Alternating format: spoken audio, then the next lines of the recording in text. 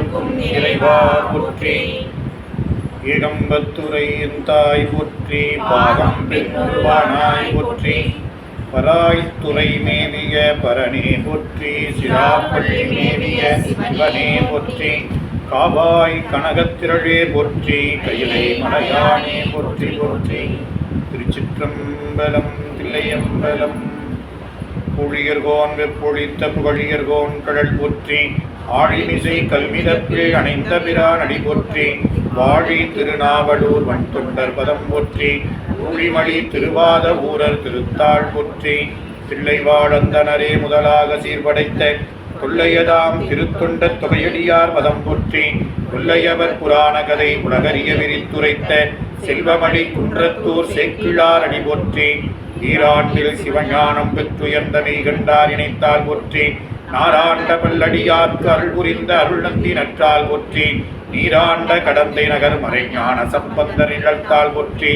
சீராண்ட தில்லை நகர் உமாபதியார் செம்பதும திருத்தாள் போற்றி. தெளிவு குருவின் திருமேனி காண்டல், தெளிவு குருவின் திருநாமம் செப்பள், தெளிவு குருவின் திருவார்த்தை கேட்டல், தெளிவு குரு சிந்தித்தல் தானே. கல்லாலின் புடையமர்ந்து நான்மறை ஆரங்க முதல் கற்ற கேள்வி, வல்லார்கள் நால்வருக்கும் வாக்கிறந்த பூரணமாய் மறைக்கு அப்பாலாய் இல்லாமாய் அல்லதுமாய் இருந்ததனை இருந்தபடி இருந்து காட்டி, சொல்லாமல் சொன்னவரை நினையாமல் நினைந்து அவத்தொடக்கை வெல்வாம். கைலாய பரம்பரையில் சிவஞான போத நெறி காட்டும் வெண்ணை பயில் வாய்மை மெய்கண்டான் சந்ததிக்கோர் மெய்ஞான பானுவாகி உயிலாரும் பொழில் திரு ஆவடுதுறைவாள் குரு நமச்சிவாய தேவன் செயலாதி மரபுடையோன் திருமரபு நீடூழி தடைக மாதோ. ஆடக மதுரை அரசே போற்றி, அருட்குருநாதர் மலரடிகள் போற்றி போற்றி. ஞானாசிரிய பெருமக்கள் திருவடிகள் போற்றி போற்றி. அழுது அடிகடைந்த இன்ப மணிவாசகப் பெருமான் மலரடிகள். எழுதரு மறைகள் தேரா இறைவனையில் நிற்கங்குள் பொழுதரு காலத்தென்றும் பூசனை விடாது செய்து தொழுதகை தலைமேல் ஏற துளும்பு கண்ணீருள் மூழ்கி அழுது அடியடைந்த அன்பனடியவர்க்கு அடிமை செய்வாம்.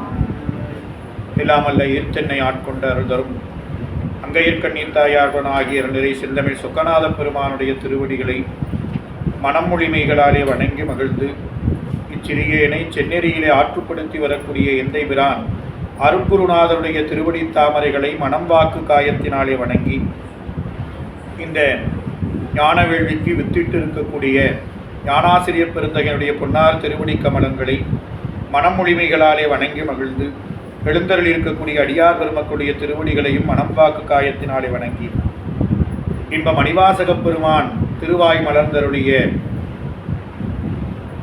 திருவாசகத்தை அன்பர் பெருமக்கள் ஒன்று கூடி சிந்திக்கக்கூடிய வாய்ப்பை திருவருளும் குருவருளும் வழங்கி இருக்கிறது. அவ்வகையிலே திருவருளையும் குருவருளையும் மனம் மொழி மெய்களாலே நீள நினைந்து வணங்கி தொழுது மணிவாசகப் பெருமானுடைய அருள் வரலாற்றையும் திருவாசகத்தையும் சிந்தித்து ஒருவாறு பெருமான் அன்பிற்கு பெருமானிடத்து நாம் அன்பு செலுத்தக்கூடிய நிலையை நாம் பின்பற்றக்கூடிய நிலையிலிருந்து மேலும் வலுவான நிலையிலே அவன் மீது அன்பு செலுத்தக்கூடிய அந்த திறத்தை நல்குவதற்காக திருவருளின் வாய்ப்பை கொடுத்திருக்கிறது. அவ்வகையிலே இந்த வகுப்பை தொடர்ந்து சிந்திப்போம். திருச்சிற்றம்பலம் தில்லையம்பலம். சென்ற வகுப்பில் நம்முடைய மணிவாசக பெருமானருடைய திருவாசகத்தினுடைய சிறப்பு என்ற வகையிலே திருவாசக நூலிலே வழங்கப்பட்ட செய்திகளை ஒருவாறு சிந்தித்தோம். தொடர்ந்து அந்த சிந்தனையை தொடர்ந்து இப்போ நமக்கு மணிவாசகரை பற்றியும் அவருடைய அருளிய அந்த ஞான நூலான திருவாசகத்தையும் நாம் இன்னும் ஊன்றி அதை சிந்தித்து பிறகு நாம் திருவாசக விரிவுரையை தொடங்க இருக்கிறோம். நமக்கு நூலில் பக்கம் 238 துரைமங்கலம் சிவபிரகாச சுவாமிகள் அருளிய நான்மணி மாலையில் மணிவாசகருக்குரிய திருப்பாடல்களை அந்த திருவாசக நூலின் பிற்பகுதியாக வழங்கி இருக்கிறார்கள். நால்வர் நான்மணி மாலை என்று இந்த நூலுக்கு பெயர். இந்த நூலினுடைய சிறப்பு நாம் அறிந்த ஒன்று. நால்வர் பெருமக்கள் நமக்கு சைவ சமய புரவர்கள், குருமார்களாக விளங்கக்கூடிய பெருமக்கள். அந்த நால்வர் பெருமக்களை நமக்கு காட்டக்கூடிய நூல் இந்த நூல். அதாவது அவங்களுடைய அன்பின் திறம், அவர்களை இறைவனிடத்தில் செலுத்திய அந்த அன்பு, இறைவன் செய்த கருணை, இப்படி பலவாறு அந்த நூலில் சிவப்பிரகாச சுவாமிகள் விரிவாக எழுதியிருக்கிறார். இந்த நூல் மணிமாலை என்று வழங்கப்படும். அதாவது எப்படின்னு கேட்டிங்கன்னா, ஒரு மாலை ஒவ்வொரு மணியாக கோத்தா எப்படி இருக்கும், வண்ண வண்ண மணியாக, அதுபோல் நால்வர் பெருமக்கள் மீதும் அவர் அருளிய திருப்பாடல்கள். எப்படின்னு கேட்டிங்கன்னா, திருஞான சம்பந்த பெருமானுக்கு வெண்பா அமைப்பில் பாடியிருப்பார். வெண்பா அப்படின்னா நம்ம திருவாசகத்தில் பண்டாய நான்மறை இதெல்லாம் பாடுறோம். அதுபோல் வெண்பா அமைப்பில் பாடப்பட்டது. அதை தொடர்ந்து அப்பர் சுவாமிகளுக்கு என்ன முறையில் அழியிருப்பார்னா, கட்டளை கலித்துறை அப்படிங்கிற நிலையில் பாடல். சுந்தரருக்கு பார்த்தீங்கன்னா விருத்தமாக அருளியிருப்பார். மணிவாசகருக்கு அகவல் முறையில் அருளியிருப்பார். இது அந்த நூலினுடைய அமைப்பு. அதில் மணிவாசகருக்கு அருளிய அந்த அகவலை மட்டும் சிவப்பிரகாச சுவாமிகள் அருளிய அந்த அகவலை இங்கே இந்த நூலில் வழங்கி இருக்கிறார். இதில் மணிவாசகர் அந்த அவருடைய இந்த திறத்தை சிவப்பிரகாச சுவாமிகள் நமக்கு எவ்வாறு காட்டுகிறார் அப்படிங்கிறத நாம் பார்த்தோம்னா, இந்த மணிவாசகரை பற்றியும் அவர் அருளிய திருவாசகத்தையும் அதனுடைய சிறப்பையும் நாம் அந்த நூலுக்கு நாம் சிந்திப்பதற்கு முன்னையில் சிந்திப்பது நிறைவாக இருக்கும் என்ற நிலையில் இன்றைய வகுப்பில் நாம் நால்வர் நான்மணி மாலையில் சிவப்பிரகாச சுவாமிகள் அருளிய மணிவாசகருக்குரிய அந்த அகவல், அந்த பணுவலை நம்ம விரிவாக சிந்தித்து தொடர்ந்து அதுக்கு அடுத்த வகுப்பில் நம்ம சிந்தனைகளை துவங்குவோம். இதில் நமக்கு பக்கம் 238 அமைந்திருக்கக்கூடிய இந்த பாடப்பு குறள் வெண்பா அப்படிங்கிற நிலையில் முதல்ல அந்த நூலுக்குரிய சிறப்பு. ஒரு நூலை தொடங்க முன்னா ஆசிரியர் இந்த நூல் சிறப்பாக அமையணும், அதை கேட்பவர்கள் படிப்பவர்கள் அறிவில் இந்த நூலுடைய முதலிய பொருளான உண்மை பொருள் முறையாக சென்று பதியணும் அப்படிங்கிற நிலையில் விநாயகப் பெருமானை வழங்குவது வழக்கம். இதுதான் எப்போதகத்து நினைவார்க்கு இடரில்லை கைப்போதகத்தின் கழல் அப்படின்னு ஒரு பாடல் கொடுத்துருக்கிறார். இப்போ இந்த இடத்துல எப்போதகத்து நினைவார், முதல்ல இருக்கிற போதகம், 2 போதகம் இருக்குது. முதல்ல இருக்கிற போதகம் என்பது நம்முடைய இறைவனை வணங்கக்கூடிய அந்த கரணம், முக்கரணம்னு சொல்லுவோம். மனம், வாக்கு, காயம். அதில் என்ன செய்வோம்? வாழ்த்துவோம், வாயால் வாழ்த்துவோம், உடம்பினால் வணங்குவோம், அதுக்கப்புறம் மனதால் நினைப்போம். அப்படி நம்ம உடம்பினால் செய்யக்கூடிய செயல்பாடுகள் இதை நாம் எப்படி தெரிஞ்சுக்கிறதுனா, பெரிய புராணத்தில் ஒரு பாடல் ஒன்று, நின்றாலும் நடந்தாலும் கிடந்தாலும் இமைத்தாலும் நின்றாலும் துயின்றாலும் அப்படின்னு ஒரு அருமையான பாடல். அப்படி எப்பொழுதும் நினைப்பவர் அப்படின்னு பொருள். எப்போதகத்தும் நினைவார், எப்பொழுதும் நினைப்பவர்களுக்கு இடர் இல்லை. இடர் அப்படின்னா துன்பம், துன்பம்னா இந்த இடத்துல பிறவி அப்படிங்கிறது இல்லை. யாரை நினைக்கணும் அப்படின்னா கைப்போதகத்தின் கழல். கைப்போதகம் என்பது யானை, யானை என்பது விநாயகப் பெருமானை குறிக்கிறது. அப்ப விநாயகப் பெருமானுடைய கடலை நினைவார்ன்றார். நினைத்தல் என்பது மனிதனுடைய தொழில், மனசுதான் நினைக்கும். அப்ப தியானம் செய்தல். இப்ப இறைவன் திருவடியை நினைப்பவர்களுக்கு இடர் இல்லை. அதான் இந்த குறள் வெண்பாவினுடைய பொருள். அதில் அடுத்து தொடர்ந்து நமக்கு மணிவாசகருடைய அந்த பாடல்களை நமக்கு கொடுத்திருக்கிறார் நம்ம சிவப்பிரகாச சுவாமிகள். அதில் நமக்கு அதை முறையாக நாம் ஒருவாறு சிந்திப்போம். விளங்கிலை பகிர்ந்த மெய்யுடை முக்கண் காரணம் உரையெனும் ஆரண மொழியோ ஆதிசீர் பரவும் வாதவூர் அண்ணல் மலர்வாய் பிறந்த வாசகத்தேனோ யாதோ சிறந்தது எங்குவீராயின் வேதம் ஓதின் விழிநீர் பெருக்கி நெஞ்சம் நிற்கு உருகி நிற்பவர் காண்கிலேம் திருவாசகம் இங்கு ஒருகால் ஓதின் கருங்கள் மனமும் கரைந்து உக கண்கள் தொடு மணக்கேணியில் சுரந்து பாய மெய் மயிர் குடிப்ப விதிர்விதிர்ப்பு எய்தி அன்பர் ஆகுணரன்றி மன்பதை உலகின் மற்றையர் இலரே அப்படின்னு முதல் ஒரு பகுதி. நீங்கள் இந்த நூலில் பார்த்தீங்கன்னா முதல்ல ஞானசம்பந்தருக்கு ஒரு பாடல், அப்பர் சுவாமிக்கு ஒரு கட்டளை கலித்துறை, சுந்தர சுவாமி நம்ம சுந்தரமூர்த்தி நாயனாருக்கு ஒரு விருத்தம், 4வது மணிவாசகருக்கு ஒரு அகவல், மறுபடியும் ஞானசம்பந்தருக்கு ஒரு பாடல், இப்படியா வகுத்திருப்பார். நமக்கு இங்கே மணிவாசகரை பற்றி சிந்திப்பதனால அவருடைய இந்த பகுதி மட்டும் பார்க்கணும். அருமையாக சொல்கிறாரு, உலகின் மற்றையர் இலர். அப்போ அன்பர் உலகின் மற்றையர் இலர். அன்பர் ஆகுனர், எப்ப அன்பர் ஆகுவார், எப்ப அன்பர் ஆக மாட்டார் அப்படின்னு இதுல சொல்றார். அன்பர் ஆகுவது எப்போ அப்படின்னா, திருவாசகம் ஒரு கால் ஓதினால் அன்பர் ஆகலாம், அப்படி இல்லைன்னா அன்பர் ஆக மாட்டார் அப்படிங்கிற அர்த்தம். உலகின் மற்றையர் இலர் அப்படின்னா மற்றையர், மற்றையர்னா யாருங்க, திருவாசகத்தை ஓதாதவர்கள் மற்றையர். இந்த திருவாசகத்துக்கு என்ன சிறப்பு அப்படின்னு அருமையா இந்த பகுதியில் சொல்றார். விலங்கிலை பகிர்ந்த மெய்யுடை முக்கண், மெய்னா உடம்பு, பகிர்ந்த அப்படின்னா பாகமாக, யாரை, விலங்கிலை திகழும் ஆபரணம் அணிந்த தன்னுடைய அந்த உடம்பிலே உமையம்மையை இறைவன் ஒரு பாகமாக, இடப்பாகத்தில் உமையம்மையை சரிபாதியாக தன்னுடைய உடம்புல உடையவன். அது மட்டுமல்ல, முக்கண் காரணம்,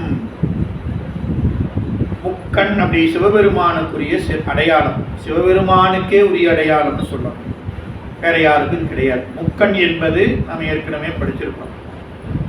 திருவெண்காட்டு பதிகத்தில் நமக்கு ஞானசம்பந்த பெருமான் அருளி இருக்கிறார். திருவெண்காட்டில் போனீங்கன்னா 3 குளங்கள் இருக்கிறத பார்க்குறோம். அதில் 1 சூரிய தீர்த்தம், 2 சந்திர தீர்த்தம், 3வது அக்னி தீர்த்தம். இது 3 சிவபெருமானுடைய திருக்கண்கள்.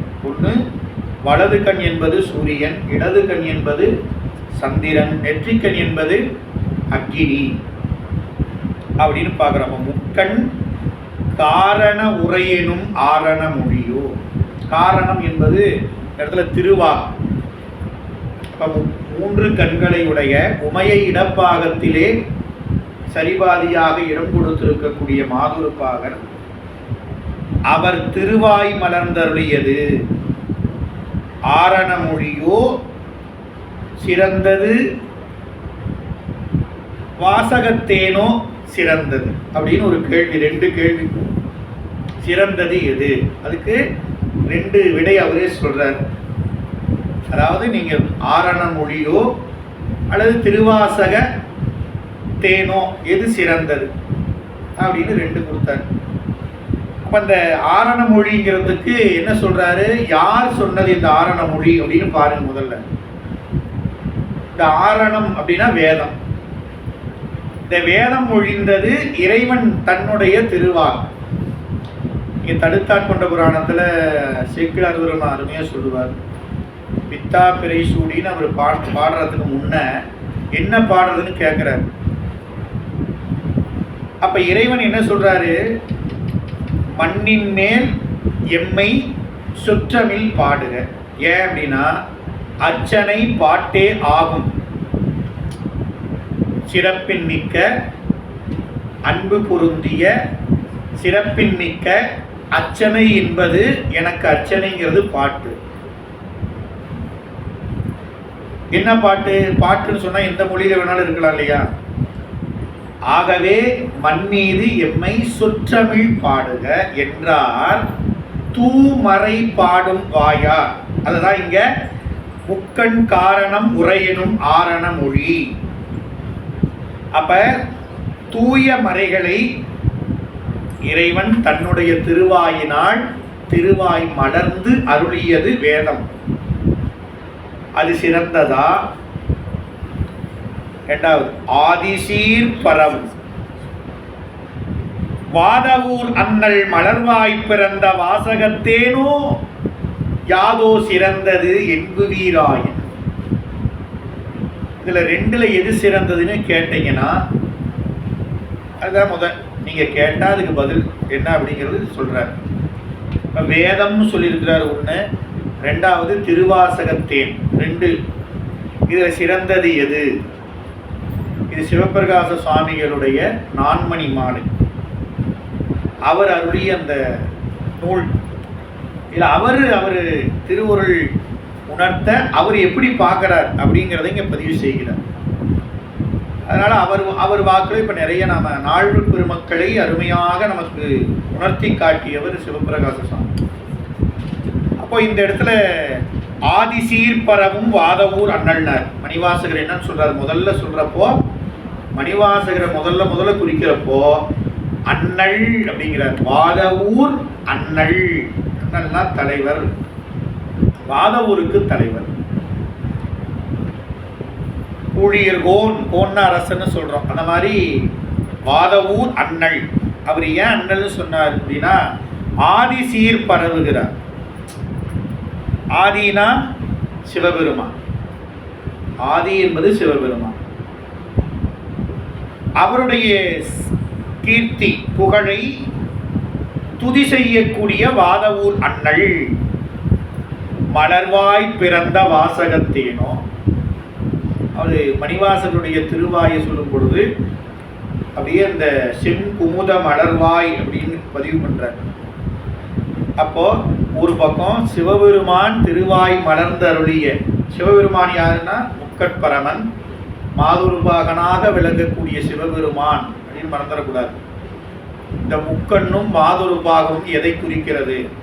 தேவாரத்தில் திருவாசகத்தில் எல்லாம் படிக்கிறோம். சாமிக்கு 3 கண் இருக்குது, உமையம்மை இடப்பாகம் கொடுத்திருக்கிறார். அப்படின்னா எதுக்கு அப்படின்னா இந்த உலக உயிர்களுக்கு போகம் இன்பத்தை இந்த உலக உயிர்கள் நுகர்வதற்காக இறைவன் எடுத்திருக்கிற வடிவம் 3 வடிவத்தில் இன்பத்தை அனுபவிக்க செய்யக்கூடிய கருணை இறைவன் தருவது போக வடிவம். அதான் மாதுருபாகன், அம்மையப்பர், கல்யாண சுந்தரர், சோமாஸ்கந்தர் அப்படின்னு பார்க்கணும். 3 கண் எதுக்கு சிவபெருமானுக்கு?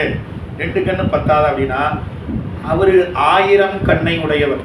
நீங்கள் நம்ம தேவாரத்தில் பார்த்தீங்கன்னா என்ன சொல்கிறாங்க? வேணா நம்ம அப்பர் சாமி சொல்கிறார், பேராயிரம் பரவி. சிவபெருமானுக்கு 3 கண்ணுன்னா நம்மளை போல கண்ணுன்னு அர்த்தம் இல்லை. சூரியன் சந்திரன் என்பது பகலிரவை குறிப்பது.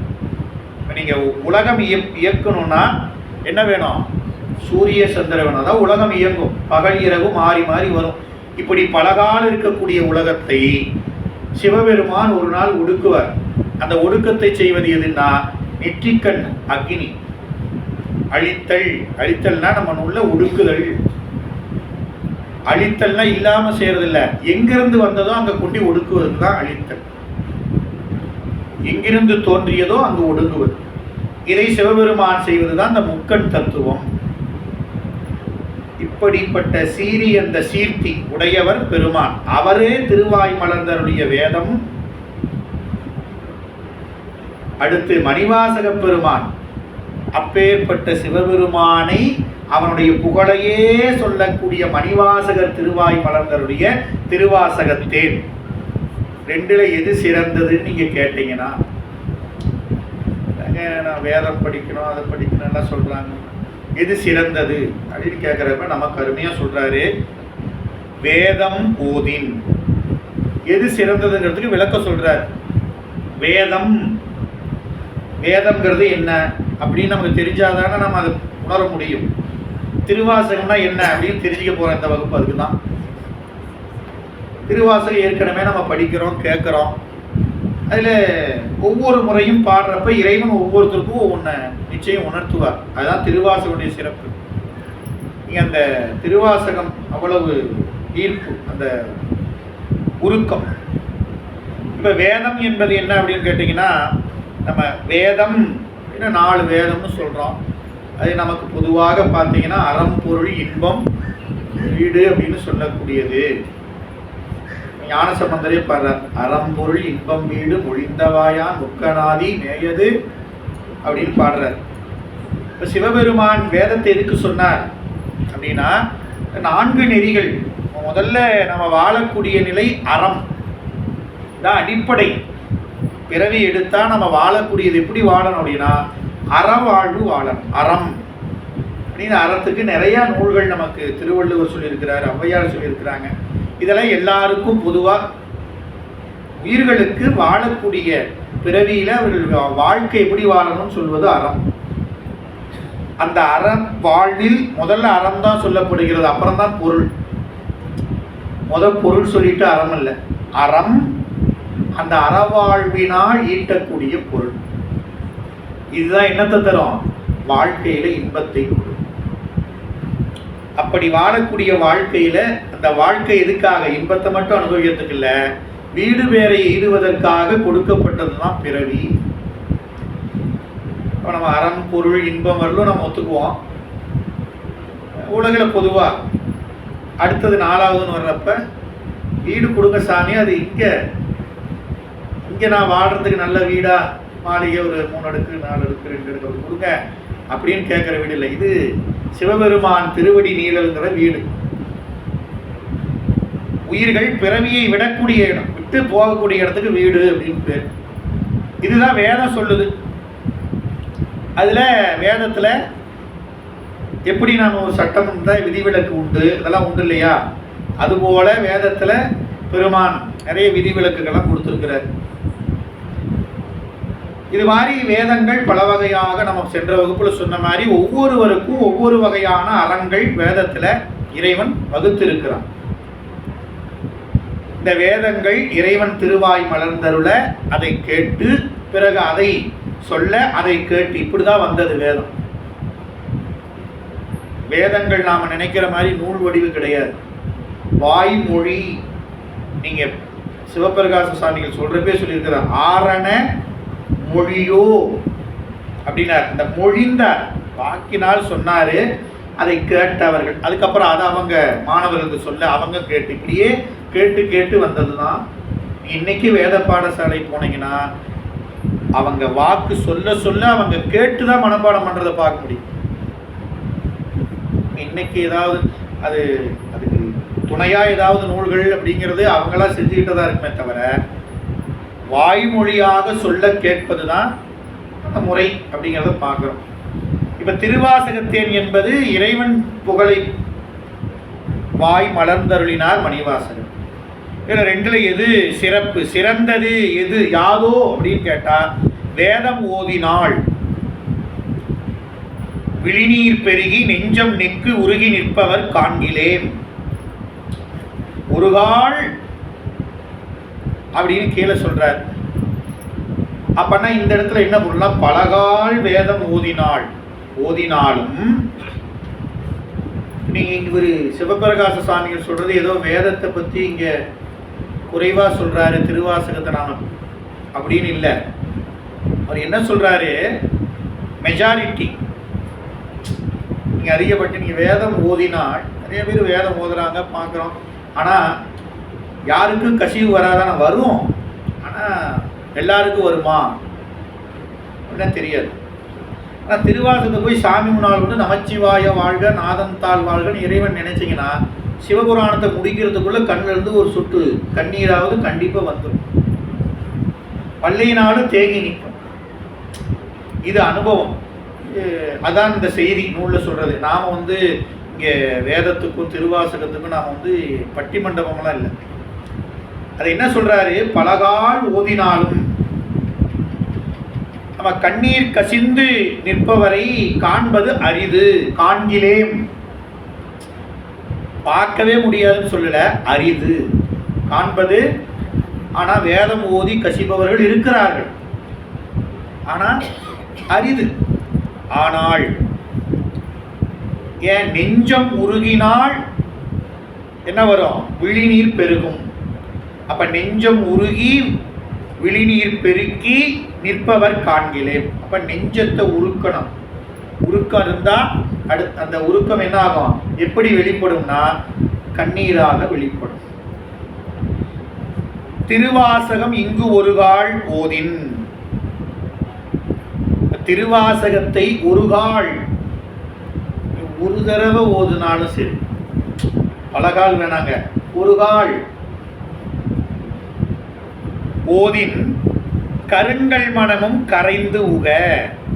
திருவாசகத்தை ஓதுனா என்னங்க நடக்கும் அப்படின்னா, ஒரு முறை திருவாசகத்தை ஓதி பாருங்க, கருங்கள் போல இருக்கக்கூடிய மனதை என்னன்னு சொன்னாரு, கருங்கள்ன்றார். அப்ப அந்த மனம் இறைவனை நினையாம கிடக்கக்கூடிய நிலை, அந்த மனம் திருவாசகம் ஓதும் பொழுது என்ன ஆகும்னா கரையும். மனம் கரைஞ்சா என்ன ஆகும்? கண்கள் தொடுமணக்கேணியில் சுரந்த நீர்ப்பாய. அப்படி உருக உருக கண்ணில் என்ன வருட்டார்னா, திருவள்ளுவர் தொட்டனைத்தூரும் மணற்கேணி மாந்தருக்கு அப்படிம்பாரு. அப்போ நீங்க மணற்கேணி, மணல்ல இருக்கக்கூடிய ஊற்று இருக்குது பாருங்க, நீங்க எவ்வளவுதான் தண்ணி இறைக்க இறைக்க அது என்ன ஆகிட்டே இருக்கும், சுரந்து கொண்டே இருக்கும். அது போல நீங்க மற்ற நேரத்துல நீங்க நமக்கு ஒரு வாழ்வியல துன்பமோ இல்லை இன்பமோ ஏதோ ஒன்று இருக்கட்டும், அப்படி வரும் பொழுது நமக்கு வர்ற கண்ணீர் ஒரு எல்லை உண்டு. கொஞ்சம் நேரம் வரும், இன்னைக்கு இருக்கும், அப்புறம் ஒரு நாள் இருக்கும், 2 நாள் இருக்கும், அப்புறம் என்ன ஆயிடுங்க, வத்தி போயிடும். உலகியல்ல நாம உலக பொருள் சார்பில் வாழக்கூடிய நிலையில நம்ம மனம் உலகியலை பற்றி, மெய்ப்பொருளை பற்றாமல் பொய்ப்பொருளை பற்றி இருக்கும் பொழுது வரக்கூடிய கண்ணீர் என்ன ஆகும் அப்படின்னா, ஒரு குறிப்பிட்ட அளவு வரும், அப்புறம் என்ன ஆகிடும், வத்தி போயிடும். ஆனால் திருவாசகத்தை ஓதினால் மனம் கரைய மணல் ஊற்றுல நீர் சுரப்பதை போல என்ன ஆகிட்டே இருக்குங்கிறார், நீர் சுரந்து கொண்டே இருக்கும். அடுத்தது மெய், உடம்புல இருக்கக்கூடிய மயிர் பொடிப்ப, உடம்புல இருக்கக்கூடிய மயிர் இருக்கு பார்த்த முடி, இதெல்லாம் என்ன ஆகுமா, அப்படியே சிலிர்க்குமா. அடுத்தது என்னன்னா, உடம்பு விதிர் விதிர் பெய்தும், நடுக்கம், உடல் நடுநடுக்கம் எய்தி என்ன ஆயிடலாம், அன்பர் ஆகுனர். வேற எது இல்லைங்க, அன்பர் ஆகுனர், சிவபெருமானுக்கு அன்பர் ஆயிடலாம். இதையதான் நம்பியாரூர் சொன்னார், ஆரூரில் அம்மானுக்கு அன்பர்.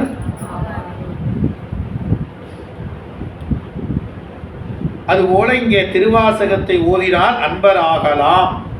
இல்லைனா மண்பதை உலகில் மற்றையர் அன்பர் ஆக மாட்டார். மண்பதைனா மக்கள் பிறப்பு நிறைந்த இந்த உலகில், ஏன்னா இங்க இடத்த மண்பதைனார், ஏன்னா மக்கள்.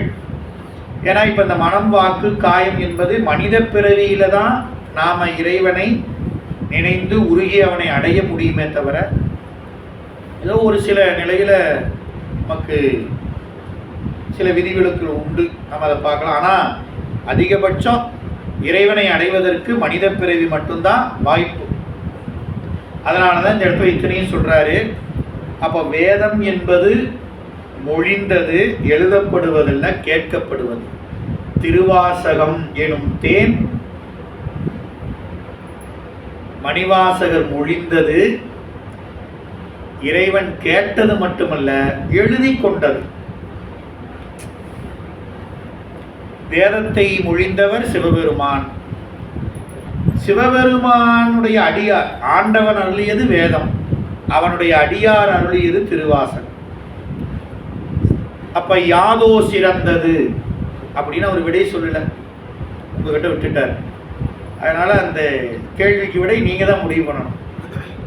விளக்கத்தை சொல்லிட்டார் சாமி. என்ன சொன்னாரு, வேதம் ஓதி வெளிநீர் பெருகி மனம் உருகி நிற்பவர் காண்கிலே, திருவாசகத்தை ஒரு கால் ஓதினால் போதும், என்னாகும், உள்ளம் உருகும், கண்ணில் மணற்கேணி நீர் சுரப்பது போல நீர் பாயும், உடம்புல மயிர் சிலிர்க்கும், உடம்பு நடுநடுக்கம் எய்தும், அன்பராகிவிடலாம்.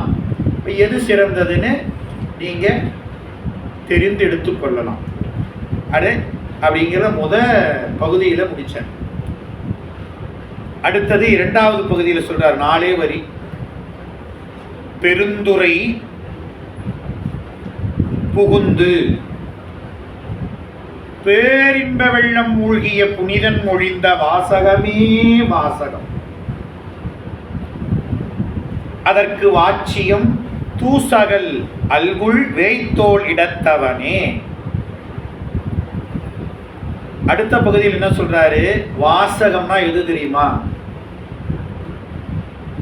புனிதன் மொழிந்த வாசகம் தான் வாசகம் அப்படின்ட்டார். அவ்வளவுதான், ஏகாரம் போட்டார், வேற எது கிடையாதுன்னு சிவபிரகாச சுவாமிகள் சொல்றார். பெருந்துறை புகுந்து, மணிவாசகருடைய அருள் வரலாறு சிந்திக்க போற விரிவா. அப்ப திருப்பெருந்துறைக்கு தான் முதல் மணிவாசகர், அங்கதான் அவர் இறைவன் ஆட்கொள்ற இடம். பெரும் துறை, பேரின்ப வெள்ளம், மூழ்கிய புனிதன். பெருந்துறை,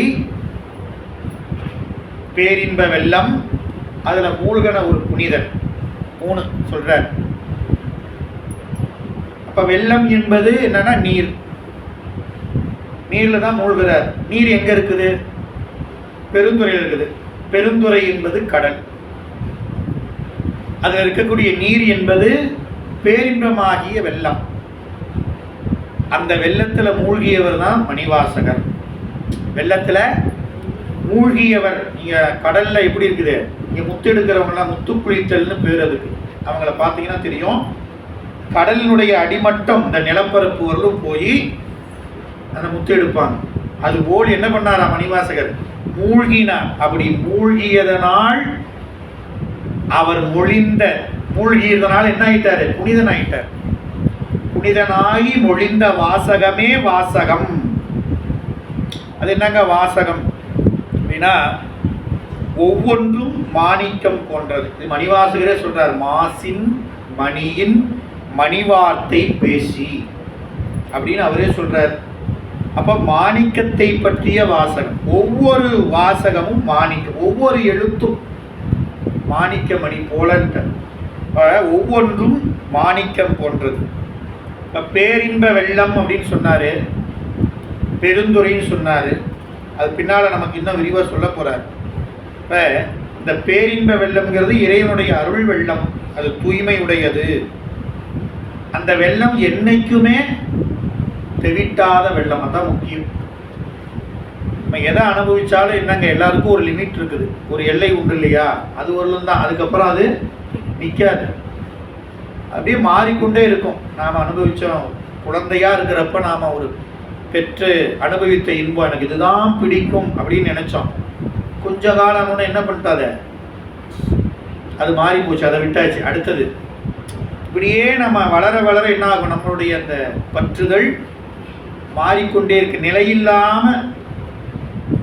அப்படி என்ன ஆகும் அப்படின்னா, ஒன்று என்ன இருக்கு, தெவிட்டி இருக்கும். ஆனா இந்த வெள்ளம்ங்கிறது தெவிட்டாத வெள்ளம். அதுல மூழ்கிய புனிதராக இருக்கக்கூடிய மணிவாசகர் மொழிந்த வாசகமே வாசகம். அவர் சொன்னது வாசகம் தான் வாசகம், ஏனையதான் வாசகமா இல்லை, அவர் சொன்னதுதான் அப்படின்ட்டார். ஏன் அப்படி சொன்னார்னா, நீங்க இந்த வாசகம், இந்த வார்த்தை, இந்த பாடல், இந்த எழுத்து இன்னும் ஒவ்வொன்றா எடுத்துக்கிட்டாலுமே அவர் இதை கற்பனையா சொன்னது இல்லை. அதாவது சாமி கனவுல எதை சொல்லிட்டாரு அதை நினைச்சு அப்படியே சொன்னது கிடையாது. அவர் அனுபவத்தை தான் சொல்றாரு. இங்க மணிவாசகர் சென்ற வகுப்புலேயே விரிவா சொன்னா, இவர் திருவாசகம் என்பது மணிவாசகருடைய பேரின்ப அனுபவம், வேற ஒன்றும் கிடையாது. அப்ப அவர் சொன்ன கற்பனைகளை கடந்து தன்னை ஆண்டு கொண்டு அவரே சொன்னார், கல்லை பிசைந்து கனியாக்கி ஆனந்த வெள்ளத்து அழுத்தி வினை கடிந்த வேதியனை அப்படின்னு மணிவாசகரே சொல்றார். இதெல்லாம் அவருடைய அனுபவம், வேற எங்கேயும் நீங்க காண முடியாது இந்த அனுபவத்தை. அப்போ அப்படி நிலையில், அந்த நிலையில் அவர் அருள் இருக்கிறார் அருள் திறங்களை. சரிங்க, அந்த வாசகத்துக்கு பொருள் வாச்சியம், அதற்கு என்ன? நீங்க ஒரு வாசகம்னு சொன்னீங்க, சரிதான். அவர் புனிதரா இருந்து இறை அனுபவத்தை அந்த பேரின்ப வெள்ளத்துல மூழ்கி அந்த அனுபவத்தை நமக்கு வாசகமா கொடுத்தாரு. அந்த வாசகத்துக்கு பொருள் என்ன அப்படின்னா, அதற்கு வாச்சியம், வாச்சியம்னா பொருள், வாசகத்தால் உணர்த்தப்படுவது அப்படின்னு அர்த்தம். நமச்சிவாய அப்படின்னா என்னங்க பொருள்? நமச்சிவாயங்கிறது என்னத்தை உணர்த்தது?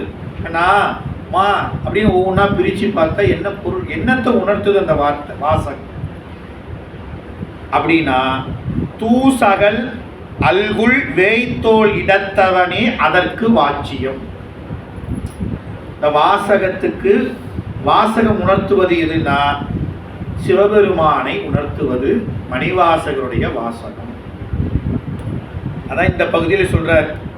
இந்த இடத்துலயும் சொல்லிட்டாரு, அகல் அல்குல் தூசு உடை. அல்குல்னா புருவம், அருமையான அந்த புருவத்தை உடைய, மூங்கில் போல் தோல் வேயிரு தோழி பங்கன் வேயனதோல் மைபங்கன் வெங்காட்டு முக்குளநீர் அப்படின்னு பார்க்கிறோம். அங்கே வேய்த்தோல் இடத்தவன் ஏன்னா உமையம்மையை ஒரு பாகமாக, இங்கேயும் போகமூர்த்தியை சொல்றார்.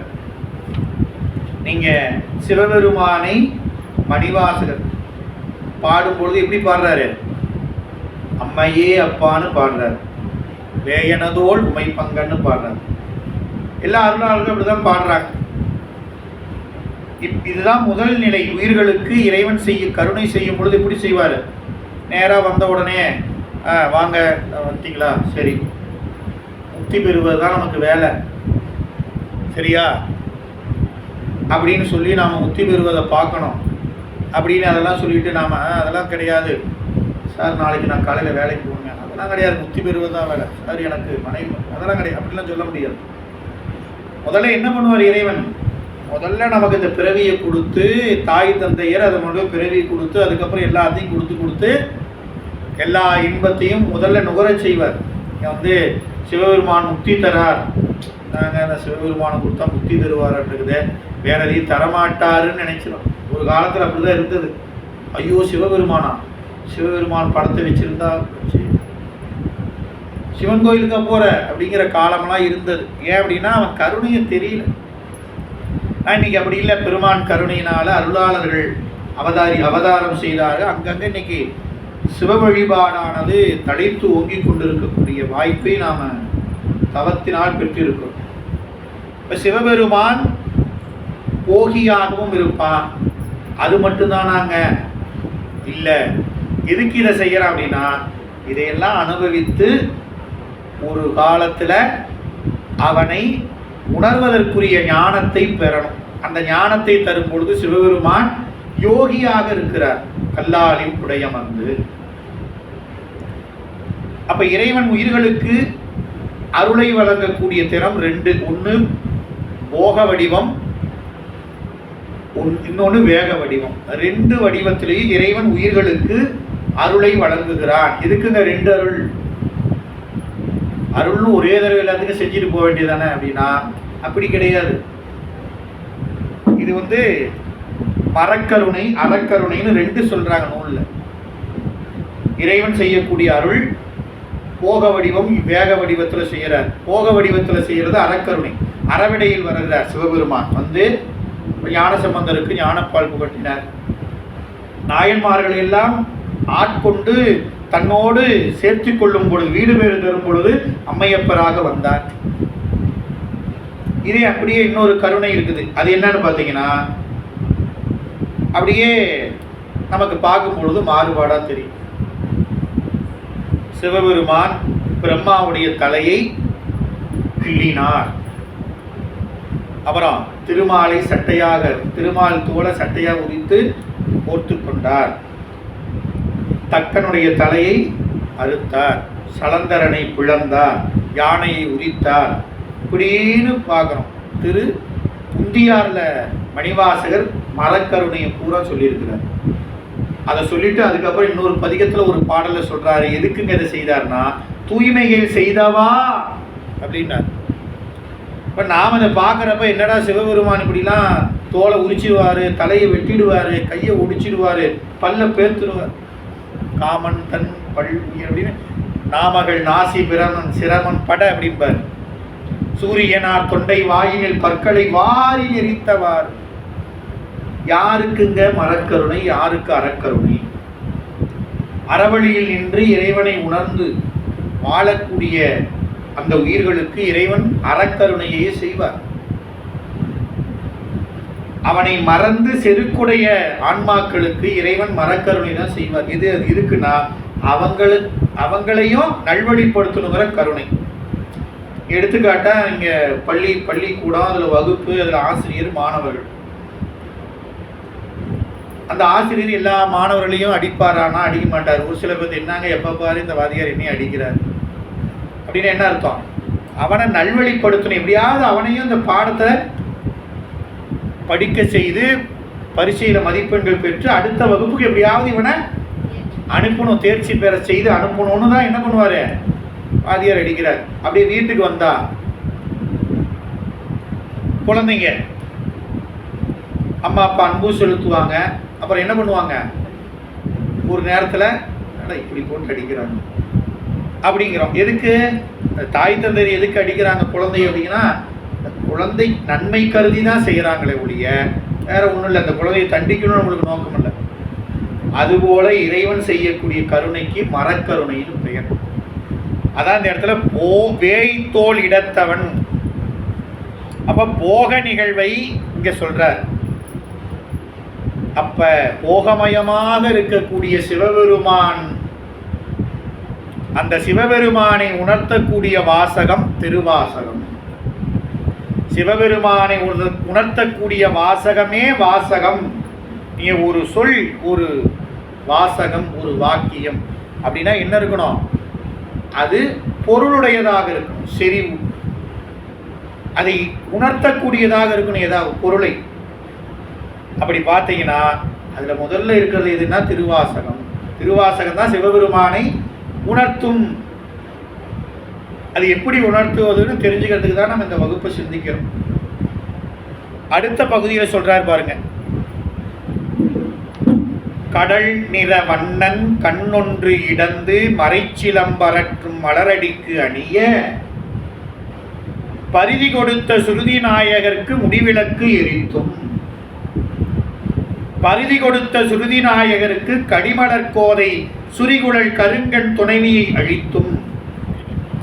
பரிதி கொடுத்த சுருதி நாயகருக்கு அருமகள் அரும்பூம் கருமயிர் உதவியும் நெல்முளை வாரி இன்னமுதருத்தியும் கோவன நேதனை நிறுத்து கொடுத்தும் அகப்படும் அணிமீன் அரக்கென விடுத்தும் பூட்டி அறிவால் ஊட்டி அறிந்தும் தலையுடை ஒழிக்கும் சில இடை மோதியும் மொய்மலர் கோதை கைமலர் துணித்தும் தந்தையை தடிந்தும் மைந்தனை கொன்றும் குற்றம் செய்த சுற்றம் களைந்தும் பூக்கொளும் மாதர் மூக்கினை அறிந்தும் இளமுலை மாதர் வளமை துறந்தும் பண்டை நாள் ஒரு சிலர் தொண்டராயினர். செங்கன்மால் தடக்கையில் சங்கம் நாண முள் தாழ் தாமரை முறுக்கவிழ் மலர்மேல் வளம்புரி கிடக்கும் வாதவூர் அன்ப. மணிவாசகரை பார்த்து சிவபிரகாச சுவாமி சொல்றாரு, வாதவூர் பெருமானே, எவ்வளவு நீங்க பெரும்பேரு உங்களுக்கு. மணிவாசகரை பார்த்து சொல்றாரு சிவபிரகாச சுவாமி, என்ன பேரு கிடைச்சிருக்கு உங்களுக்கு, என்ன பேரு கிடைச்சது? அந்த செங்கன்மால் தடக்கையில் சங்கம் நாண முள்தாள் தாமரை முறுக்கவில் மலர்மேல் வளம்புரி கிடக்கும் வாதவூர் அன்ப அப்படிங்கிற 3 வரி எடுத்துக்கொண்டாந்து முன்னால வைக்கணும். எங்க 8வது வரி கீழே பொருள் கொள்ளும் பொழுது செங்கன்மால் எல்லாருக்கும் தெரியும் யாரு? சிவந்த கண்களை உடைய தாமரை கண்ணன்னு பேர். அவர் ஏங்க அப்படி பேர் வந்து? சிவந்த கண்களை உடையவர். தடக்கையில் தன்னுடைய கையில் சங்கம் நாண. திருமால் கையில் என்ன வச்சிருக்கிறாரு? சங்கு வச்சிருக்கிறார். சங்கம். முள்தாள் தாமரை முறுக்கவில் மலர்மேல் வளம்புரி கிடக்கும் வாதவூர் அன்ப. வாதவூருடைய சிறப்பு சொல்றார். என்ன சொல்றாரு? வளம்புரி கிடக்கும் முள்தாள் தாமரை. நீங்க தாமரை இதழ பார்த்தீங்கன்னா எப்படி இருக்கும்? நீங்க ஒவ்வொரு இதழுடைய நுனி எப்படி இருக்கும்? அந்த நுனி கூரா இருக்கும். அப்படி ஒவ்வொரு இதழ், எத்தனை இதழ்? 1000 இதழ். இன்னைக்கு இருக்குதான்னு கேட்காதீங்க, அன்னைக்கு இருந்தது. முள். அதனாலதான் நமக்கு இந்த நான்மணி மாலை நிறைவில் மணிவாசகர் பகுதி இந்த நிறைவு பண்றப்ப பூவை பத்தி சொல்லுவார் சிவபிரகாச சாமி. அப்ப அதை விரிவு பார்க்கணும். அப்போ அந்த தாமரை மலர் மேல் வளம்புரி கிடக்கக்கூடிய வாதவூர் வளம் எப்படி இருக்குதா? அந்த தாமரை மலர் மேல் வளம்புரி அப்படிங்கிற சங்கு. நமக்கு சங்கு தெரியும், இடம்புரி சங்கு, வளம்புரி சங்குன்னு தான் தெரியும். அதுக்கு மேல ஒண்ணு உண்டு. நீங்க இந்த இடம்புரி அப்படின்னு சொல்றமே, அது எப்படின்னு கேட்டீங்கன்னா 1000 இப்பிகள் அப்படியே அது கடந்து கடந்து அந்த 1000 இப்பிகள் சேர்ந்த நிலை அவ்வளவு உயர்தான் இடம்புரி சங்கு. அந்த இடம்புரி சங்கு 1000 மடங்கு சேர்ந்தா வளம்புரி சங்கு. இந்த வளம்புரி சங்கு 1000 சேர்ந்தா அதுக்கு பேரு சலஞ்சலம். அந்த சலஞ்சலம் 1000 சேர்ந்தா பாஞ்சசன்யம். அதான் திருமால் கையில் வச்சிருக்கிறது. சங்குனா நம்ம எல்லாம் ஒண்ணும் இல்லை, ஏன்னா வளம்புரி சங்கு தாங்க வேணும்னு கேட்டு வாங்குறோமா? இடம்புரி சங்கு 1000 மடங்கு, அதனுடைய 1000 மடங்கு வளம்புரி, அதனுடைய 1000 மடங்கு சலஞ்சலம், அதனுடைய 1000 மடங்கு பாசஜான்யம், பாஞ்சசான்யம்னு சொல்லுவாங்க. இதை வச்சிருக்கிற ஒரு திருமால். அப்படி உயர்ந்த வளம்புரியை விட 2000 மடங்கு உயர்ந்த நிலையில் இருக்கக்கூடிய சங்கம் நாண வெக்கி தலை குனிகிறது. ஏன்? வளம்புரியை பார்த்து. வளம்புரி 1000 மடங்கு சலஞ்சலம், அதுல 1000 மடங்கு தான் பாஞ்சசானியம். ஏங்க அவ்வளவு உயர்வுடைய சங்கம் திருமால் கையில் இருக்கிற சங்கு வெக்கி தலை குனிகிறது? நாண அப்படின்னா அது திருவாதவூரில் பிறந்திருக்கிறதுனால. என்ன தவம் பாருங்க. அதனால திருவாதவூர்ல பிறந்ததுனால செங்கன்மால் தடக்கையில் இருக்கக்கூடிய சங்கம் நாணி வெற்றி. அப்பேற்பட்ட வளம் நிறைந்த வாதவூர் அன்ப. அன்ப அப்படின்னு என்ன பொருள்? அன்பை உடைமை பொருளாக உடையவர் மணிவாசகர். இன்றெனக் கருளி இருள்கடிந்து அப்படின்னு சொல்றாரு. இன்னொரு பாட்டுல அன்றே எந்த ஆவியும் உடலும் உடைமை எல்லாமும் அப்படின்னாரு. குன்றே அணையா என்னை ஆட்கொண்ட போதே கொண்டிலையோ. சாமியை நம்ம ஆட்கொள்ளும் பொழுது எல்லாம் என்னதெல்லாம் ஒண்ணுதாயிடுச்சுட்டாரு. அப்ப இவர்கிட்ட என்ன இருக்குது? எல்லாம் சாமிக்குட்டாரு. இப்ப மணிவாசர்கிட்ட என்ன இருந்தது?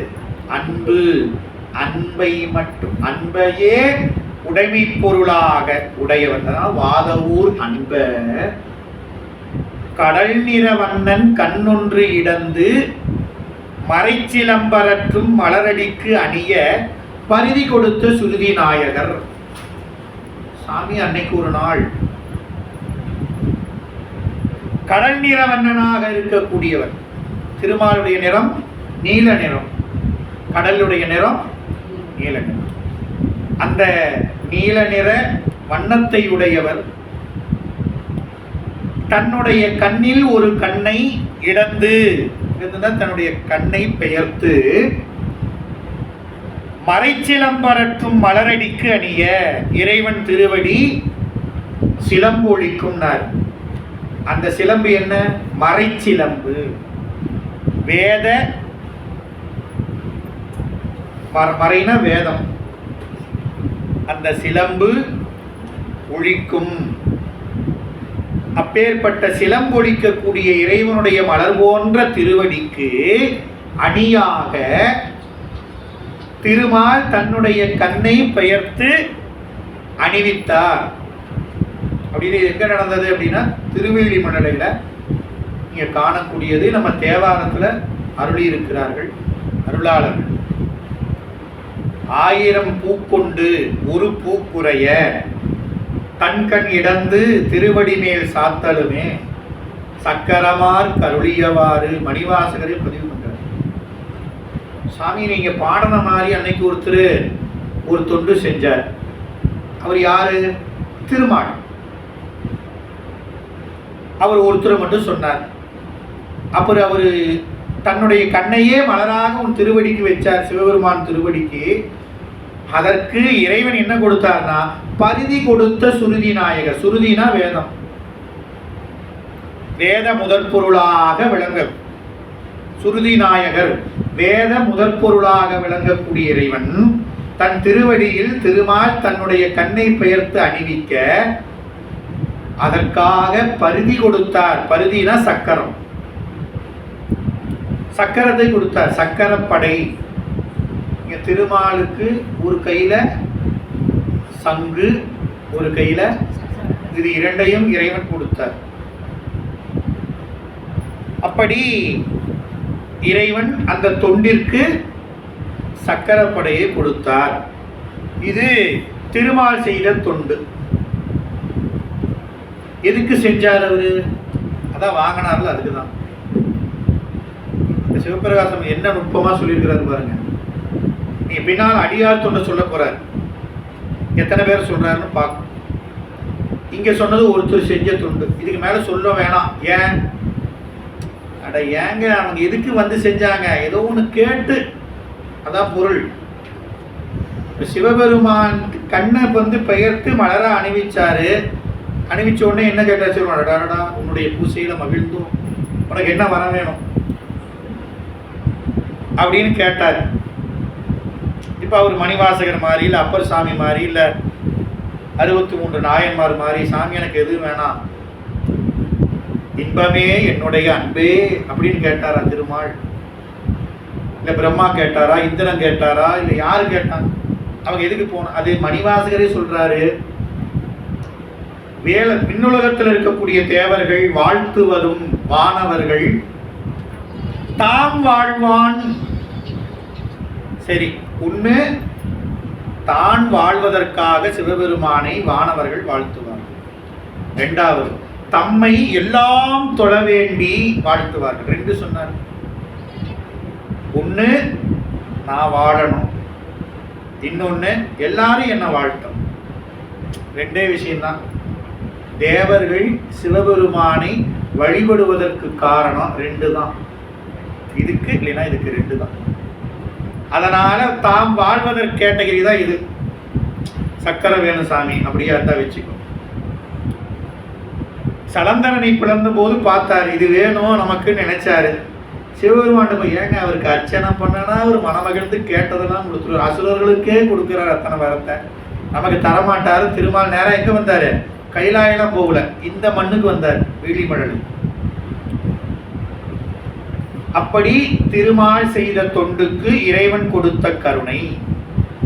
அப்ப அவர்கள் தாம் வாழ அல்லது தம்மை எல்லாம் வாழ்த்துவதற்காக இறைவனை வழிபாடு தொண்டு செஞ்சாங்க.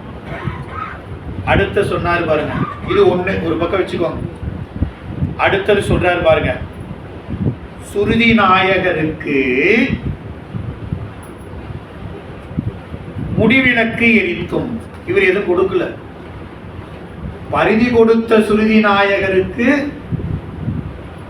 யாருக்கு? சக்கரப்படையை திருமாலுக்கு கொடுத்த வேத முதற்பொருளாக விளங்கக்கூடிய இறைவனுக்கு முடிவிளக்கு எரித்தும். தன்னுடைய தலைமுடியையே விளக்காக எரிச்சார். யாரு? கணம்புள்ள நாயனார். கடிமலர்கோதை சுரிகுழல் கருங்கண் துணைவியை அழித்தும் தன்னுடைய மனைவியை அடியார் கேட்டார்னு கொடுத்துட்டார். இயற்பகையினார். அருமகள் நரும் பூம் கரு மயிர் உதவியும். தன்னுடைய மகளுடைய கூந்தலை பஞ்சவடிக்கு ஆகும்னு வந்த அடியார் கேட்ட உடனே மாப்பிள்ளை வந்துட்டு இருக்கிறாரு, இன்னும் கொஞ்ச நேரத்துல கல்யாணம், திருமணம். அந்த நேரத்துல அந்த கூந்தலை அறிந்து அடியவருக்காக கொடுத்தார். மானக்கஞ்சார நாயனார். நெல் முளைவாரி இன்னமுதருத்தியும்.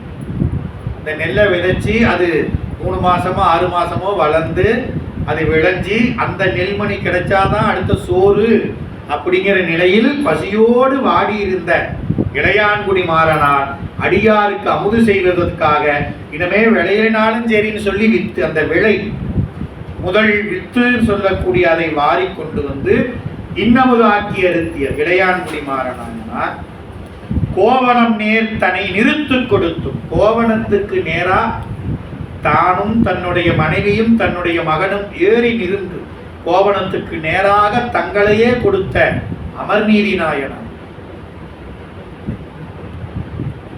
அகப்படு அணிமீன் அரக்கென விடுத்தும், பல நாள் படையில எதுவும் சிக்கல. ஒவ்வொரு நாளும் முதல்ல கிடைக்கிற மீன் சிவபெருமானுக்கு கடல்ல விடுவார். பல நாள் கிடைக்கல. அப்படி பல நாள் கழித்து கிடைத்தது முதல் மீன், அதுவும் பொன் தங்க மீன். ஆனா உடனே அதை சிவபெருமானுக்கு கொடுத்தார், விடுத்தார். பூட்டி அறிவால் ஊட்டி எறிந்தும், கழுத்தில் அறிவால பூட்டி அறிந்தார் அறிவாள் தாயனார். தலை உடை ஒழிக்கும் சிலையிடை மோதி, சிலைனா கல்லு, கல்லில தலையை முட்டி உயிரை துறக்க எண்ணிய திருக்குறிப்பு தொண்டர். பொய்மலர் கோதை கைமலர் துணித்தும், அதாவது தன்னுடைய மனைவியுடைய கரத்தை கழிக்கம்பனாயனார் அடியாருடைய திருவடிக்கு நீர் வாரா விடாமல் இருந்ததுக்காக. தந்தையை தடிந்தார் சண்டேசர், மைந்தனை கொன்றார் சிறு தொண்டர். பூக்கொழும் மாதர் மூக்கினை அறிந்தார் செருத்துணையார், குற்றம் செய்த சுற்றங்களை வெட்டி வீழ்த்தினார் கோட்புலியார். இளமுலை மாதர் வளமை துறந்தார் திருநீலகண்ட குயவனார். இப்படி பல நாள் பண்டை நாள் அன்னைக்கு ஒரு சிலர் தொண்டராயினர். இதெல்லாம் செஞ்சு திருமால் கண்ணை இடந்து பெருமானுக்கு அணிவித்தார். அது ஒண்ணு. இப்ப அடியார்கள் செஞ்ச தொண்டை விரிக்கிறார். இந்த தொண்டுக்கும் இந்த தொண்டுக்கும் எவ்வளவு வேறுபாடு அப்படின்னா ரொம்ப பெருசு. இந்த இத்தனை அடியார்களையும் 4 வகையில் அடக்கினார். ஏங்க மற்ற அடியார்களும் சொல்லல? 4 திறத்தை மட்டும் சொல்றார். இங்க எல்லாருடைய தொண்டும் இந்த 4 அடங்கிடும். மீதி அடியார்கள்லாம் நீங்க பார்த்து வீட்டுக்கு போய் 4 ஹெட்டிங் கொடுத்துக்கோங்க. 63 நாயன்மாரையும் பாருங்க, அவங்க வரலாறு எடுத்து இவர் இந்த கேட்டகரி, இவர் இந்த கேட்டகரி. இதில் தொண்டு செய்து இறைவனை அடைந்த அந்த 4 திறம் இங்க சொல்லியிருக்கிறார். 1 உலகியல் கடந்த உத்தம நிலை. யார் யாரு? இயற்பகை, உலகில் இருக்கக்கூடிய வழக்கத்தை கடந்தவர். எங்கேயாவது உண்டா? சத்தியமா கிடையாதுங்க. அக்னி சாட்சியா வச்சு வளம் வந்து தெய்வம் அறிய உற்றார் அறிய எல்லாரையும் அறிய திருமணம் செஞ்சு கொண்ட மனைவிய அடியார் கேட்டார்னு இல்லையே என்னாது கொடுத்துட்டார். அவரு மானக்கஞ்சாரர். யாராவது கூந்தல் அறியலாமா? அது கல்யாண திருமணமாக போற மகளுடைய கூந்தல் அப்பா அறியலாமா? செஞ்சார். அடுத்து கலிக்கம்பர் மனைவியுடைய கையை வெட்டினார். அப்பா காலை வெட்டினார் சண்டேசர். தன் மகனை கொன்றார் சிறு தொண்டர். இதெல்லாம் யாரும் செய்ய முடியாது. உலகத்துல யாரும் நினைச்சு கூட பார்க்க முடியாது. மகாராணுடைய மூக்க அறுத்தார் சிறு துணையர். இதெல்லாம் எதுக்கு செஞ்சாருங்கிற பெரிய புராண வகுப்புல பார்த்துக்கலாம். அது கடந்து போனால் உள்ள போயிடும். பெரிய புராண வகுப்புல சிந்திச்சு ஒவ்வொரு நாயன்மாருடைய வரலாறு அதுல நம்ம விரிவா பார்த்தோம்னா எதுக்கு இதை செஞ்சாங்க அப்படின்னு தெரியும். இதெல்லாம் செஞ்சு உலகியலை கடந்த உத்தம நிலையில் இதை செஞ்சு இறைவனை அடைந்தார்கள். ஒரு திறம் உலகியல் கடந்த உத்தம நிலை. இதுல வர்றவங்க இவங்கெல்லாம் சிறுத்துணை நாயனார், கோட்புலியார், சிறு தொண்டர், சண்டேச நாயனார், அப்புறம் மானக்கஞ்சாரர், இயற்பகை நாயனார்லாம் உலகியல் கடந்த உத்தமர். அவங்க பக்கத்துல ஒண்ணு போட்டு வச்சுக்கோங்க. அடுத்து 2வது திறம் இறுதியையும் நாடாது விரதம் முடித்தவர்கள். இறுதினா அவ்வளவுதான், உயிர் போக போகுது. உயிர் போனாலும் சரி போகட்டும், ஆனா என் தொண்டை விடமாட்டேன்னு இன்னொரு யாரு? அறிவாள் தாயர். சாமிக்கு இன்னைக்கு அமுது கொண்டு போய் கொடுக்க முடியல. சாமி பட்டினி கிடக்கிற மாதிரி பண்ணிட்டனே, இனிமேல் நான் வாழ்ந்து என்ன பிரயோஜனம்னு சொல்லி விழுந்த இடத்துலயே. அவர் ஏன் விழுந்தாரு? அவர் சாப்பிட்றதுக்கு லேட் ஆச்சுன்னு சாப்பிட்டு போனார். அப்படி இல்லை, அது சொன்னால் பெரிய புராணம் வகுப்பு விரிவாக போயிடும். அவர் பசியோடு இருந்தார். ஏங்க பசியோடு இருந்தார்? வீட்டில் நெல் இல்லையா? நெல் மலைமலையாக இருந்துச்சு. ஏங்க சாப்பிடாது? சாமிக்கு அவருக்கு தான் தெரியும். சேக்கிழாரே சொல்லிட்டார், நமக்கு தெரியாது. ஏன் அவர் சாப்பிடலை? நெல் இருந்து ஏன் சாப்பிடலைன்னு சேக்கிழார் பெருமான் வாக்கில் பார்த்துக்கலாம். பசியோடு போனார், உடல் சோர்வு, அதனால வயல்வெளியில் விழுந்தார். அப்போ அந்த வயல் வெடுப்புல அந்த அமுதெல்லாம் சிந்திடுச்சு. உடனே என்ன பண்ணாரு? இந்த தொண்டு இன்னைக்கு தடைப்பட்டது, இனிமேல் நான் உயிர் வாழ மாட்டேன்னு அந்த அரிவாள், வயல்ல நீங்க அந்த அறுவைன்னு சொல்லுவோம், இப்படி வளைவா இருக்கும், அந்த அரிவாளை பூட்டினார். அறிய போனார். உயிர் போனாலும் போகட்டும், என் தொண்டு தடைபடக்கூடாதுன்னு வாழ்ந்த அரிவாள் தாயர் அடியாருடைய ஆடையை சொன்னபடி குறித்த நேரத்தில் துவைச்சு தூய்மையாக்கி கொடுக்க முடியாம அவர் துன்பப்படும்படி ஆயிடுச்சே, என் தொண்டு இன்னைக்கு போச்சு, யாரும் கிடைக்கல. தலையை கல்லில முட்டி உயிர் துறக்க நினைந்தார் திருக்குறிப்பு தொண்டர். விளக்கு திருத்தொண்டு செஞ்சார். வேலூர், நம்ம அழகுல வேலூர் தலத்துல அவதாரம் செய்த கணம்புள் அறிந்து அந்த கூலி கொண்டு அப்புறம் எதுவும் கிடைக்கல. தன்னுடைய தலைமுடியே விளக்க எரிச்சிட்டார். உயிர் போனாலும் போட்டு இன்னைக்கு விளக்கு எடுக்கணும். கணம்புள்ளர் இவங்களா தன்னுடைய வாழ்வு முடிந்தாலும் உயிர் போனாலும் தான் கொண்ட விரதத்தை முடிக்க வேண்டும் என்று வாழ்ந்தவர்கள். இரண்டாவது திறம், ஒன்று உலகியல் கடந்த உத்தம திறம், இரண்டாவது இறுதியை கடந்த, இறுதியையும் நாடாது, உயிர் போனாலும் சரி உயிரையும் நாடாது தொண்டு செய்தவர்கள். மூணாவது உருப்பசி உழந்தும் நியதி குன்றாதவர்கள். பசி இருந்தும் சரி, தனக்கு சாப்பாடு இல்லைனாலும் சரி, தான் செஞ்ச தொண்டை இடைவிடாம செஞ்சவர்கள். இளையான்குடி மாறநாயன்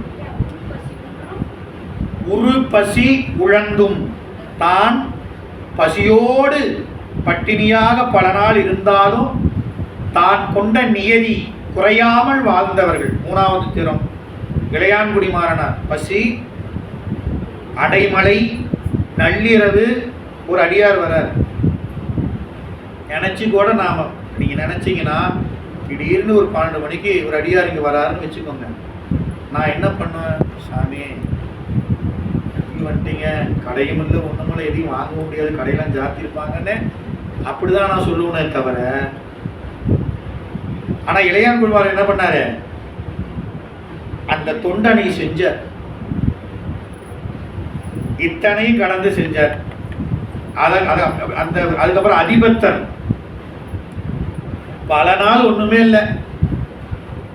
இப்போ எனக்கு கிடைச்சா என்ன பண்ணிருப்பேன்? சாமி இத்தனை நாளாக கிடைக்காததுக்கு பதிலாக ஒன்றா சேர்த்து தங்கமேனா கொடுத்துருக்குறீங்க, நன்றி அப்படின்னு சொல்லி போய் அதை கொண்டு போய் வச்சு, நல்லது சாமி, எனக்காக நீங்கள் பல நாள் கொடுக்காத ஒன்று சேர்த்து கொடுத்துருக்குறீங்க. ஆனால் அதிபத்தருடைய நினைக்கல. நியதி குன்றாமல். அவர் என்ன நியதி? முதல்ல கிடைச்ச மீன் சிவபெருமான். அன்னைக்கு அவருக்கு முதல்ல கிடைச்சது தங்க மீனை விட்டுட்டார். அந்த நியதி குன்றல. அவர் நினைச்சிருந்தானா இத்தனை நாள் ஒண்ணுமே கிடைக்கல, பல நாள் ஒண்ணுமே கிடைக்காம வறுமையில வாடிட்டு இருந்தா இப்படி கிடைச்சது நமக்கு தானே நினைக்காம, இன்னைக்கு நியதி என்ன? இன்னைக்கு 24 மணி நேரம் இந்த ஒரு நாள்ல ஒரு அடியாருக்கு நானும் சோறு போடணும், அது தொண்டு. அப்படி போய் தொலைவனோட தான் சிறு தொண்டர். இப்படி அந்த தனக்கு வறுமை இருந்தாலும், பசியோடு இருந்தாலும், செல்வம் குன்றி தனக்கு எதுவுமே இல்லாமல் இருந்தாலும், தனக்குன்னு வகுத்த கொள்கையில மாறாது நின்றவர் இளையான்குடியார், அதிபத்த நாயனார். இப்படி நின்றவர்கள். நாலாவது சத்திய நெறி வாழக்கூடிய அந்த நெறிப்படி, சத்திய நெறி வாழ்வதற்காக வாழ்ந்தவர் அமர்நீதி நாயனார். என்ன பண்ணாரு? 2 பேர் 2 பேர்த்துக்கிட்ட சாமி பண்ண கொடுத்து மறைச்சி, ஒன்று திருநீலகண்டத்து குயவனார் திருவோட்டை கொண்டாந்து கொடுத்தாரு, மறைச்சிட்டார். அமர்நீதி நாயனாட்ட கொண்டாந்து கோவணத்தை கொடுத்தாரு, அதையும் மறைச்சிட்டார். இப்போ அவங்க என்ன நினைக்கல, வாதாடல, நான் பாருங்க நீங்க கொடுத்ததை இங்க பத்திரமா வச்சிருந்தேன், காணோம், அவ்வளவுதான், எனக்கு தெரியாது, வேற தரம் வாங்கிட்டு போங்கன்னு நாங்க 2 பேருமே அதான் சொன்னாங்க. வேறுனா அதை விட சிறப்பா தரேன்னாரு. அவரு புதுசா ஓடு செஞ்சு தரேனாரு, அதெல்லாம் கிடையாது, என் ஓடு தான் வேணும்னாரு. இவர் என்ன பண்ணாரு, நானே சுத்தமா அருமையான நூல் போட்டு நெய்து, நீங்க கொண்டாந்தது கிழிச்ச கோவணம் சாமி, ஒரு துணியை 2ஆம் நான் கிழிச்சு கொண்டாந்து நீங்க, நான் வச்சிருக்கிறது கிழிக்காம அப்படியே நெச்சது தெரியல, அப்படி அதை தரனாரு, அது வேணானாரு. பட்டாடை வச்சனாரு, அது எனக்கு என் கோவணத்துக்கு நேராக கொடுனாரு. எல்லாத்தையும் வச்சாரு, ஒன்றும் நேரம் ஆகலை. கடைசியா தான் தன்னுடைய மனைவி மகனோட ஏறி நின்னாரு. அவன் கோவணத்துக்கு நேராக கொடுக்கணும்ட்டாரு, அதை செஞ்சிட்டாரு. திருவோட்டுக்கு அவர் சொன்னார், அந்த நீதி அமர்நீதியார் தன்னையும் கொடுத்துட்டாரு, நீங்க திருநீலகண்டருக்கு வந்தீங்கன்னா அது இன்னும் மேல. என்ன பண்ணாரு, இல்லைன்னாரு, நீ திருடிட்டாரு, இல்லை நான் திருடினாரு. வழக்குக்கு வந்தாரு, இவர் திருடலைன்னா சத்தியம் பண்ணினார், அதையும் பண்ண மாட்டேங்கிறாரு. ஓட்டை திருடியும் வச்சுக்கிட்டு சத்தியம் பண்ண மாட்டேங்கிறீங்க. கடைசி வரலும் அவர் கொண்ட கொள்கையை மனைவி கையை பிடிக்கவே இல்லை. கடைசி வரலும் அந்த கோலை தான் பிடிச்சாரே தவிர, சிவபெருமானே வந்து சொன்னாலும் சத்தியத்தை மீற மாட்டேன்னு வாழ்ந்தார். இதுதான் 4வது திறம், சத்திய நெறி வாழக்கூடிய சார்பில் வாழ்ந்தவர். நீங்க எடுத்தீங்கன்னா அத்தனை நாயன்மாரி நீங்க கொண்டு வந்து வீட்டில் போய் பொறுமையா எடுத்து நீங்க எடுத்து பார்த்தீங்கன்னா 4 திறத்திலையும் வாழ்ந்திருக்கிறார். இப்படி எல்லாரையும் இதில் கொண்டு வந்துடலாம். இவரை மட்டும்தான் இங்க சொல்லியிருக்கிறாங்கன்னு நினைக்க வேணாம். ஏனைய நாயன்மார் எல்லாம் அந்த நெறியில கொண்டு வந்து நிறுத்திடலாம். இப்படி பண்டைய நாள், எத்தனை காலம் தெரியாது, 2ஆம் நூற்றாண்டு கண்ணப்பன். அப்படி ஒவ்வொன்றா பார்த்துட்டு வந்தீங்கன்னா ஒவ்வொரு நூற்றாண்டு நீங்க பார்த்தீங்கன்னா ஒவ்வொருடைய நூற்றாண்டு இங்க நாயன்மார்கள் கீழே எழுதியிருக்கும். 600, 700, 200, 400, 800, 7ஆம் நூற்றாண்டு, 8ஆம் நூற்றாண்டு, 6ஆம் நூற்றாண்டு, 5 அப்படின்னு. அதாவது இடத்துல பண்டைய நாள் ஒரு சிலர் தொண்டராயினர். என்னங்க ஒரு சிலர், நீங்க 2ஆம் நூற்றாண்டுல இருந்து வேணாம், நம்ம வாழ்நாளில் கணக்கு போட்டுக்கோங்க. நாம பிறந்ததுல இருந்து இன்னைக்கு வரலாம் எத்தனை பேரை பார்த்தோம், பார்த்தவங்க எத்தனை பேர் இருக்கிறாங்க, போனவங்கள எத்தனை பேர் இங்க இருக்குது, போனவங்களை எத்தனை பேரை பேசுறோம்.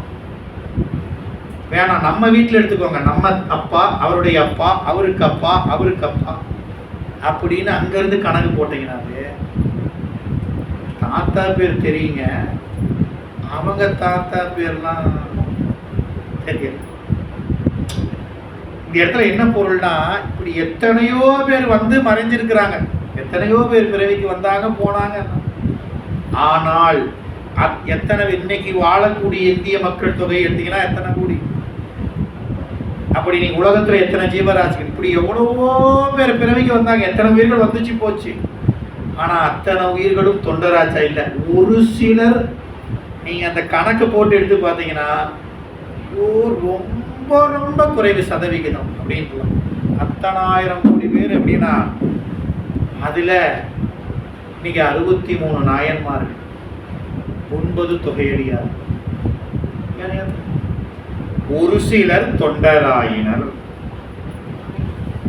இவங்க இத்தனையும் செஞ்சாங்கல்ல 4 திறத்திலையும், எதுக்காக செஞ்சாங்க? இதை செஞ்சதுனால அவங்களுக்கு என்ன அப்படின்னா, அவங்க இத்தகைய திறத்தில தொண்டு செய்ததனால் அவர்கள் தொண்டராயினார்கள். அததான் இங்க சொல்றார். ஆனா சாமி வாதவூர் அன்ப, ஆனா நீங்க இருக்கிறீங்க பாருங்க, இத்தனை பேரையும் சொன்னார். அதுக்கு முன்ன திருமால் தொண்டு சொன்னார், 2 தொண்டுடைய வேறுபாட்டை காமிச்சார். இத்தனை பேர், எவ்வளவோ கோடி பேர் பிறந்து இறந்தாலும் உனக்கு ஒரு சிலரே தொண்டராயினார்கள். அவங்க இத்தனை நிலையில் தொண்டு செஞ்சுதான் உனக்கு தொண்டரானார். நீங்க கண்ணப்பர் கண்ணிடந்து அப்புல அப்படின்னா கண்ணப்பர் இன்னைக்கு 63 இருப்பாரா வணங்கமா தெரியாது. சாமி அவர் அன்பை காட்டவும் தான் நமக்கு தெரியுது. நீங்க அப்படியே நாயன்மார் எழுதினா ஒவ்வொருவருடைய அன்பையும் அவங்கெல்லாம் காட்டல, அவங்க சொல்லல. ஏன் பக்கத்து வீட்டில் இருக்கிறவங்க கூட தெரியாது திருநீலகண்டருடைய வாழ்க்கை. சேக்கிலா சொன்னார், அற்புறு புணர்ச்சியின்மை அயலற வாழ்ந்தார். இங்க பக்கத்து வீட்டில் பார்த்தீங்கன்னா அவங்க என்ன அன்னோன்யமா வாழ்றாங்க தெரியுமா அப்படின்னு பேசுறோம். ஆனா உள்ளுக்குள்ள 2 பேரும் தீண்டாம ஒருவர் தொடாம வாழ்ந்தார்கள். இப்படி பல இந்த 4 வகை திறத்திலையும் இவ்வளவு தொண்டு செய்யறாங்க அப்படின்னா நாம நினைச்சு பார்த்தா அதெல்லாம் சத்தியமா முடியாது. நம்ம அருளாளர்களே பாடி இருக்கிறாங்க, நாளாரில் கண்ணிடந்து அப்ப வல்லே நல்லே, மாது சொன்ன சூழால் இளமை துறக்க வல்லேன். சாமி நான்லாம் எப்படி உனக்கு ஆளாகிறது? கண்ணப்பரை பார்த்தீங்கன்னா 6 நாளில் கண்ணை பெயர்த்து அப்பி உனக்கு தொண்டராகிட்டாரு. திருநீலகண்டரை பார்த்தீங்கன்னா மாது சொன்ன சூழ் எம்மை தீண்டு வீராயின் திருநீலகண்டம் சொன்னதுனால தீண்டாமையே வாழ்ந்தாரு, இளமையே போச்சு. அந்த மாதிரி என்னால வாழ முடியாது, எப்படி நான் உனக்கு ஆளாகிறது? மகனை ஒருத்தர் அறிஞ்சு உனக்கு அமுதா படைச்சாரு, அந்த மாதிரிலாம் என்னால் செய்ய முடியாது. நான் எப்படி ஆளாகிறது? நான் ஆளாவது எப்படியோ காலத்தி அப்பருக்கு.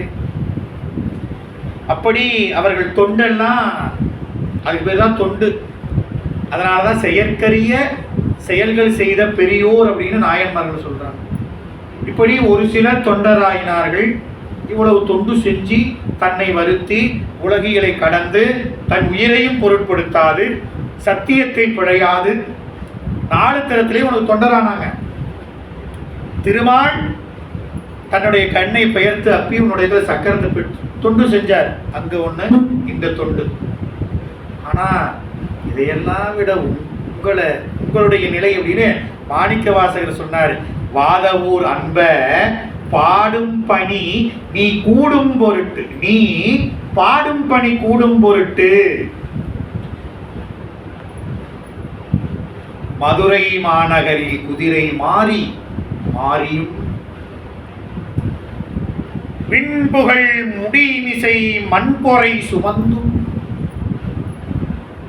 நீற்றலில் மேனியின் மாற்று அடிபட்டும் வாதவூர் அன்ப நின்னை தொண்டன் எனக் கொண்டனன்.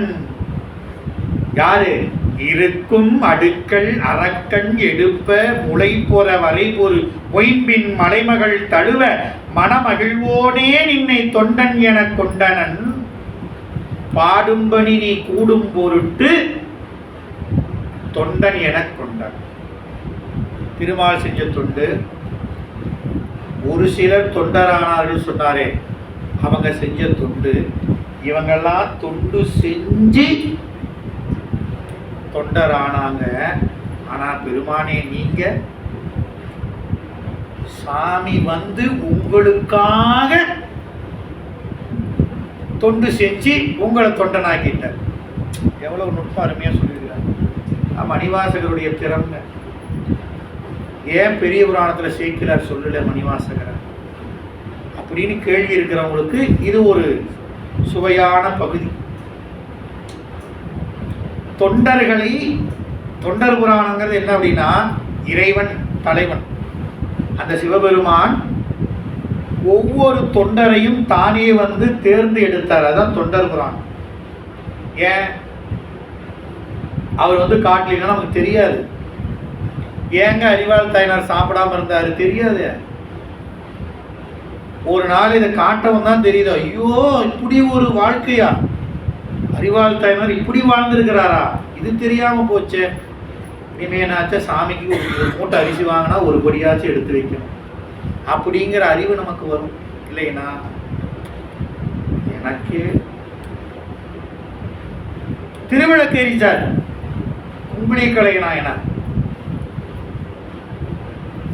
ஏங்க குழந்தைங்கள்லாம் பட்டினியில் வாடுது, நாம தாங்கிக்குவோம், குழந்தைங்களாம் தாங்க. என்கிட்ட இருக்கிறது ஒன்று தான், நீங்கள் கட்டின தாலி. போய் இதை கொடுத்துட்டு அரிசி பருப்பு வாங்கிட்டு வாங்க, பிள்ளைங்க சாப்பிடும்.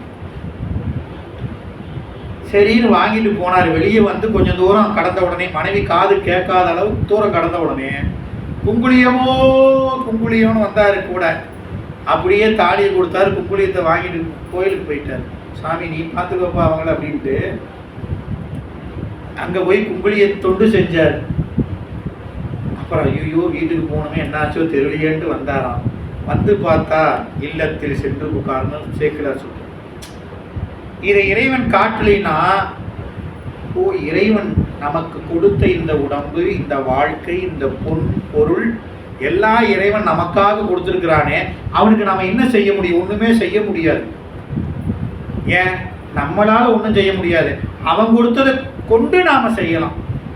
நம்மளா எதுவும் செய்ய முடியாது. அவன் கொடுத்ததுனாச்சும் வச்சு அவனுக்கே செய்யலாமே அப்படிங்கிற உணர்வு எப்போ வருது? இறைவன் தேர்ந்தெடுத்து காட்டியதனாலதான். இது பெரிய புராணம் படிச்சாதான் இறைவன் தேர்ந்தெடுத்த தொண்டர்களை பத்தி நமக்கு தெரியும். இதெல்லாம் தொண்டர்கள் தொண்டு செஞ்சே கடந்தாங்க பலகாலம். இறைவன் நம்ம போன்ற உயிர்கள் இதை உணர்ந்து பக்குவப்பட்டு இது போல தொண்டு நிலையில் நின்று அவனை அடையணும்னு நமக்கு காட்டினார். எத்தனை பேரை? 63 பேரை காட்டினார்.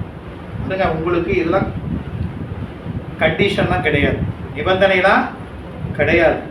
சாமி நான் சாமிக்கு பிரதோஷம் ஆனால் ஒரு படி அரிசி புளிசோறு கடை கொண்டு கொடுப்பேன்.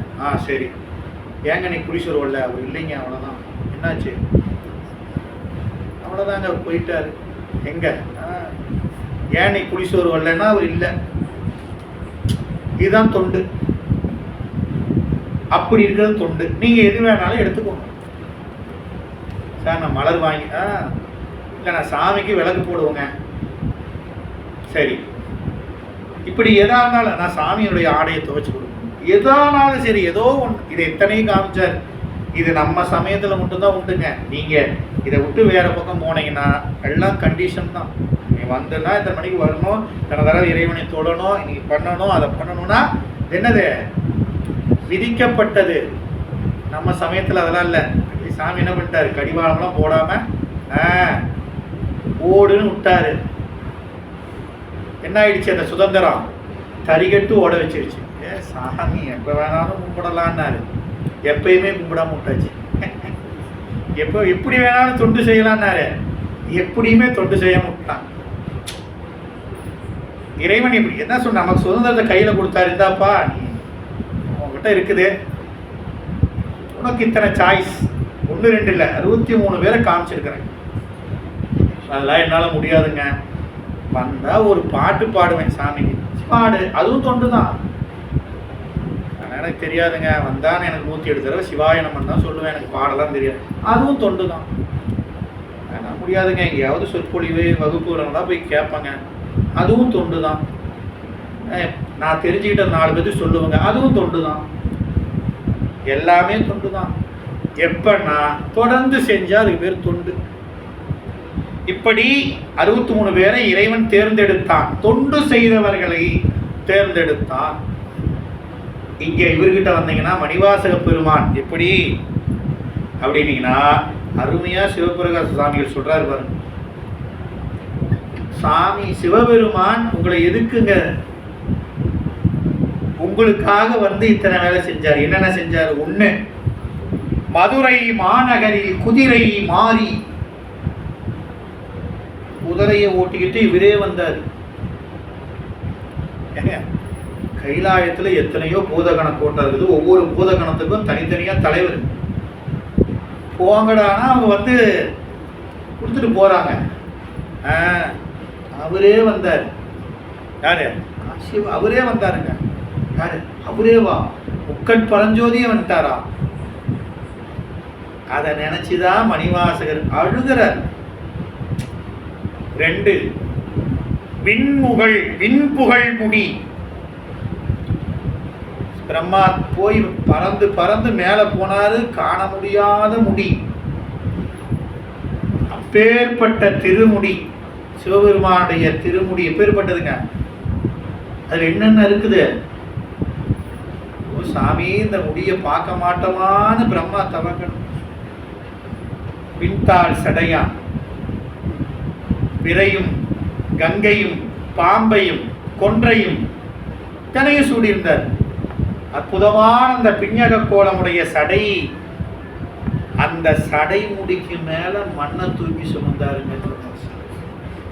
யாருங்க? அவரே தாங்க, சிவபெருமானே.